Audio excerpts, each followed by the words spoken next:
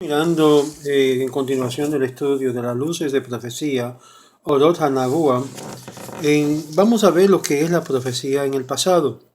En el principio del segundo templo, el espíritu profético de forma misteriosa desapareció.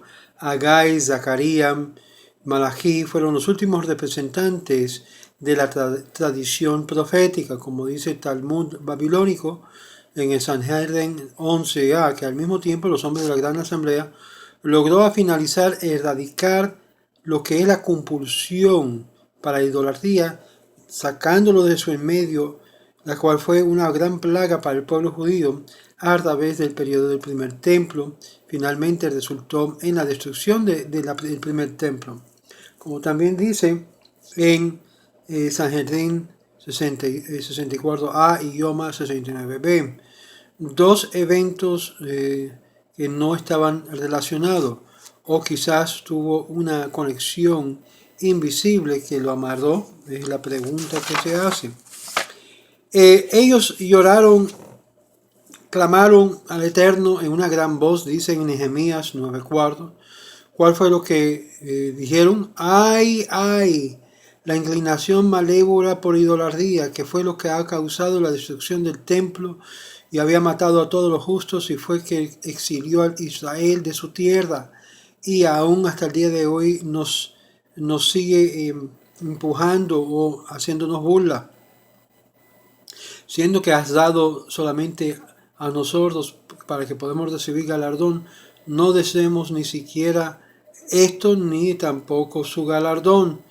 Y cuando esto se oyó, una nota cayó del cielo, como si fuera a decirlo, que fue escrito Emet, que significa el señal del Santísimo, es Emet, es verdad. Y esto indica que había un acuerdo divino. Ellos ayunaron 3 días y 3 noches, y la inclinación malévola fue traído a ellos, y apareció como un león en fuego emergiendo del lugar, el lugar santísimo. Los profetas, Zacarías dijo a Israel: esta es la inclinación de idolatría, la cual ha tomado de rehén a Israel y inadvertentemente sacó los pelos. Deja que rige para que pueda ser llevado a cabo 100 parsán. Ellos dijeron: ¿cómo es esto? ¿Cómo hemos de actuar?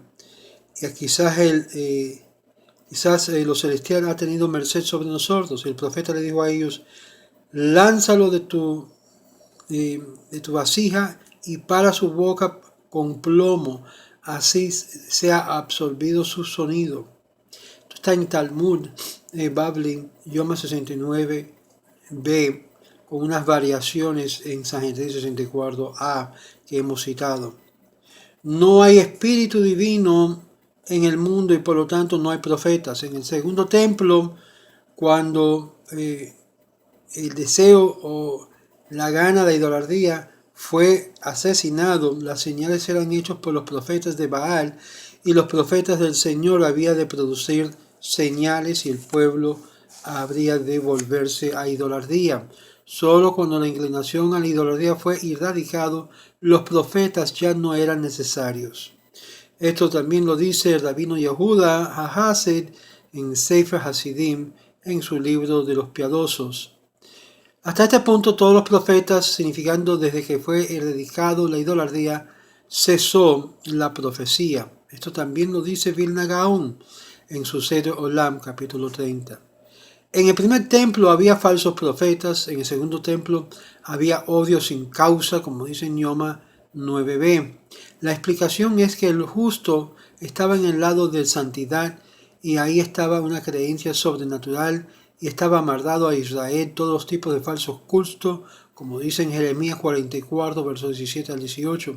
En el primer templo, a lo que es la combinación del lado de santidad, la presencia divina era manifestada en el santo arca, como dice en Yoma 21b.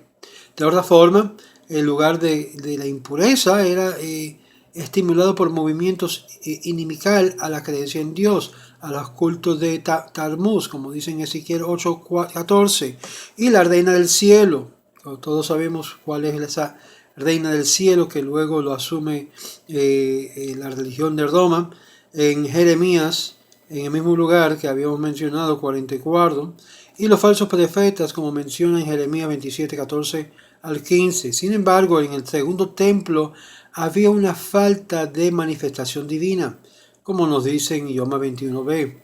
El lado de la impureza no era tan potente, por causa de que el legado de santidad tampoco lo era.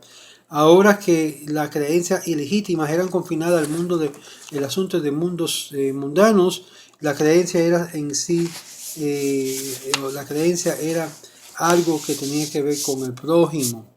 Y fue ahí cuando el partido tenía que en hecho actuar y no habían hecho mal.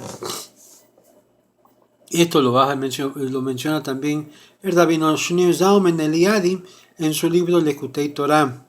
Cada época Dios conduce el mundo en consonancia con la forma que la Torah toma a Israel y en las naciones del mundo que responde según la proliferación de idolatría y hechicería en el mundo gentil, paralelo a lo que es la revelación divina y profecía en Israel. Cuando la profecía cesó y la era de la ley oral, lo que es la parte dialéctico del talmúdico, comenzó a aparecer lo que es la filosofía griega, y fue ahí lo que es la sabiduría mortal.